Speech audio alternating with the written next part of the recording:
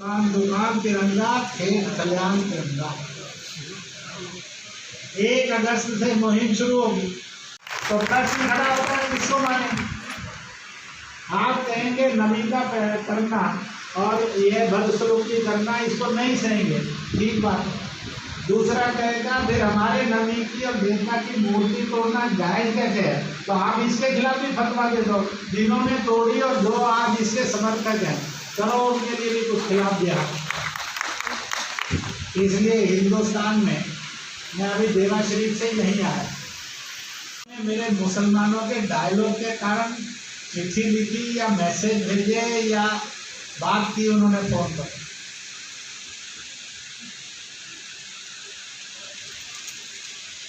जब देवबंद के अंदर तकरीर हुई, हम में से सब चाहते होंगे हम जन्नती बने।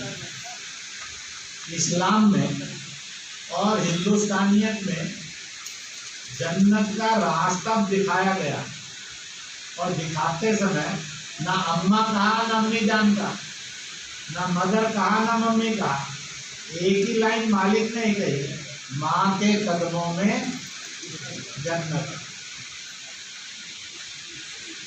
बेटी जन्मेगी, बीवी बनेगी, एक दिन वो माँ बनेगी, उस दिन मालिक उसके कदमों में जन्नत भेजे। जन्नत की बेकदरी ना। मजनू मलंग शाह बाबा हैं और अहमदुल्ला शाह रहमतुल्लाह, तो इनका ताल्लुक़ कहाँ से है और किस उसमें लड़ाई में ये शहीद हुए थे? जी, ये राष्ट्रीय समाज फाउंडेशन इंडिया के द्वारा हम लोगों ने ये आयोजन संगठन बनाया है और ये पूरी तरीके से हमारे बाबा मजनू शाह मलंग को समर्पित है, क्योंकि उन्होंने आज़ादी में जो फ़कीर आंदोलन आप लोग ने इतिहास में पढ़ा होगा कहीं ना कहीं, तो ये उसी से रिलेटिव है, ठीक है। और जब आज़ादी का टारगेट बनाया गया था लोगों ने, जब उनको पसंद नहीं था कि हम देश की गुलामी ईस्ट इंडिया कंपनी के अकॉर्डिंग हम चलें, तो उन्हें पसंद नहीं था, तो उन्होंने सबसे पहले फ़कीर आंदोलन में हमारे बाबा मजनू शाह मलंग ने ये जिम्मेदारी उठाई कि हम देश को आज़ाद कराएंगे और हम किसी के ग़ुलाम बनकर नहीं रहेंगे।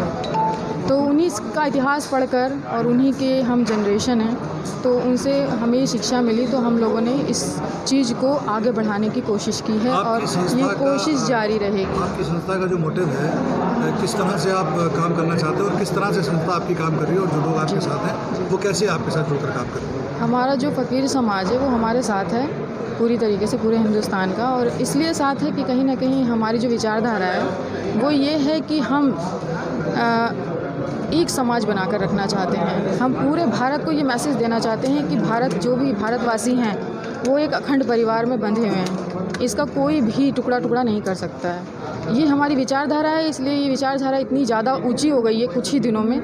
जो हमारे पुराने ज़माने में इतिहास में जिन लोगों का नाम लिखा गया है इतिहास के पन्नों पे, उन लोगों ने सपना देखा था उसको हम पूरा करने की कोशिश कर रहे हैं। और जो हमने विचारधारा बनाई है अपने देश को अखंड रखने की, उसमें कहीं ना कहीं हमारा पूरा समाज हमारे साथ है और साथ में हमारा पूरा हिंदुस्तान भी हमें सपोर्ट कर रहा है। जिस तरह से आज आपने कार्यक्रम में देखा, पूर्व डिप्टी सीएम साहब जी आए थे और हमारे माननीय डॉक्टर इंद्रेश कुमार भाई साहब जी आए थे, जो मुस्लिम राष्ट्रीय मंच और आरएसएस के संरक्षक हैं, वो हमारे ईसाई समाज के भी संरक्षक हैं। उन्हीं के दिशा निर्देश के अनुसार ही हम लोग कार्य करते हैं, क्योंकि उन्हें उनसे जो भी उनकी जो भाषण में जो भी वो बोलते हैं, उनसे हमें कहीं ना कहीं सीखने को मिलता है कि हमारा देश किस तरह से चलना चाहिए, लड़ाई झगड़े इन सब चीज़ों से दूर। मकसद क्या था?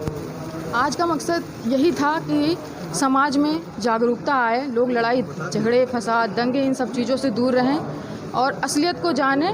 और हर इंसान के अंदर कहीं ना कहीं इंसानियत होती है, वो किसी के बहकावे में ना आए। जब इंसान अकेला होता है और ये सोचता है कि हम क्या हैं, तो वो कभी भी गलत काम नहीं कर सकता, और जो देश के लिए जिएगा वो कभी भी इस तरह की अहिंसा नहीं फैलाएगा। अपनी तरफ से आप इस अमृत महोत्सव के, आज़ादी के अमृत महोत्सव के मौके पर क्या पैगाम देना चाहते हैं?